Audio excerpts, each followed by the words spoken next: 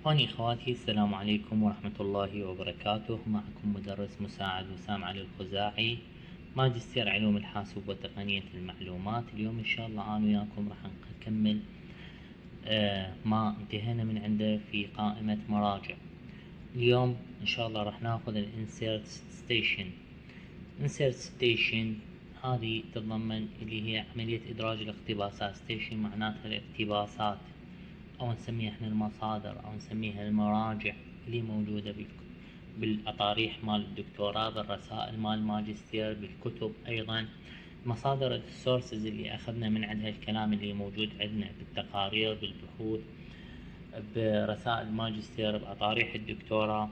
لأن كلها إذا نريد نضيف هاي المصادر من الممكن أن نضيفها من خلال هذه ستيشن insert stations.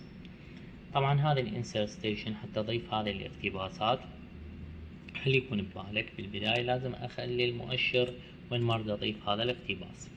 مثلا اريد اضيفه هنا، اول ما اجي راح اجي هنا insert station add new source. اوكي، اضافة مصدر جديد او اقتباس جديد. طبعا راح يفتح لي هاي النافذة. هاي النافذة شبيها type of source، نوع المصدر، book كتاب، book section مقطع من كتاب، journal article article اللي هو مقالة صحيفة article. كذلك عندي هنا conference proceedings، هنا مقالة مؤتمر، report تقرير، ويب سايت موقع الكتروني إلى آخر. document وثيقة from ويب سايت وثيقة من الموقع، الكترونيك سورس مصدر الكتروني، هنا ساوند ريكوردينج تسجيل صوتي إلى آخره من الأشياء اللي موجودة. خلي أقول مثلا بوك كتاب. طبعا هنا بيا لانجوج، بيا لغة تريد تكتبه، تريد تخليه ديفولت، تريد تخليه عربيك إيراك، تريد تخليه عربيك سعودية عربية، تريد تخليه انجليش يونايتد ستيت. أنا حختار مثلا عربيك إيراك. الأوثر، اسم الأوثر خلينا نقول على سبيل المثال خلينا نسميه أنا وياكم أحمد محمد علي. أوكي، طبعا هنا بالإيديت من الممكن أنه نضيف أوثر ثاني، مؤلف ثاني. مثلا هنا أحمد الاسم الأخير إله، first name زيد الاسم الأول، والميدل نيم خلي يكون مثلا على سبيل المثال حسن. زيد حسن أحمد، راح أقول له آد. صاروا اثنين عندي، علي أحمد محمد أو عفوا أحمد محمد علي، وزيد حسن أحمد. طبعا هذا إذا تريد الصعد اللي فوق من الممكن أن نخليه أب، إذا تريد نزله لي جو من الممكن أن نسوي له داون، إذا تريد تحذفه نهائيا من الممكن أن نسوي له ديليت.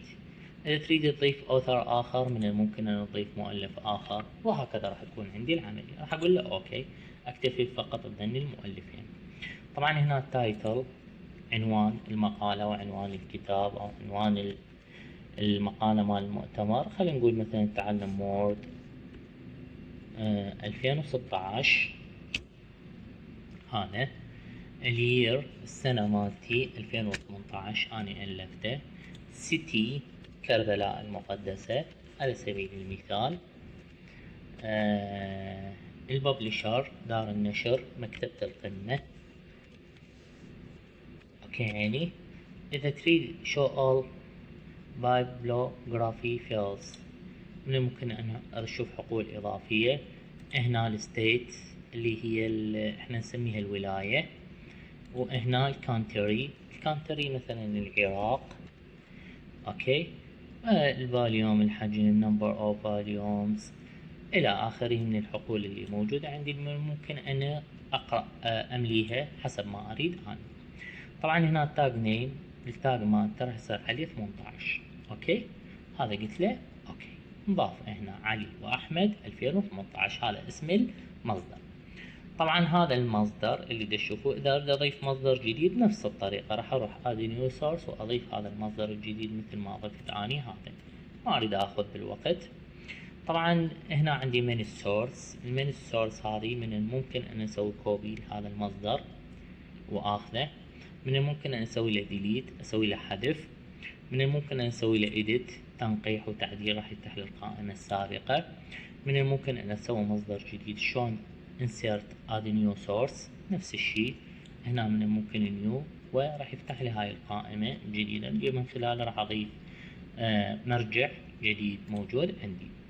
طبعا هنا السيرش، إذا كانت عندي هنا كلش مراجع كلش هواية وأريد أسوي بحث عن فد مصدر معين، من الممكن أن أسوي البحث عن طريق من السيرش. طبعا هنا sort by author، sort by tag، ترتيب هنا sort by title، sort by year، كلها يرتبها حسب sort by author حسب المؤلف، sort by tag حسب التاج مال، sort by title حسب العنوان مال الكتاب أو البحث، sort by year حسب السنوات مالتي، وهكذا راح تكون عندي العملية. هذا بالنسبة إلى المانج. هنا الستايل مالتي، طبعا الستايل هنا راح يعتمد عليه من عن اللي أنا ماخذه. هنا مثلا هاي ال ABA هي جمعية علم النفس الأمريكية، من الممكن أن أختاره. طبعا هنا راح تطلع الصيغة، هنا راح تأثر عندي. هنا شيكاغو من الممكن أن أختاره، شوف تأثرت الستايل مالتي تأثر. هنا مثلا عندي IEEE كذلك، شوف هنا فقط واحد طلع لي، وهكذا راح تكون عندي. احنا تقريبا هنا الايزو حسب الايزو علي واخرون 2018. اوكي، احنا دائما يعني اقرب شيء نستخدم بالدول العربية هو الاي بي اي، مشابه لجمعية علم النفس الامريكية. واضح عيني؟ هذا بالنسبة لمن الى ستيشن.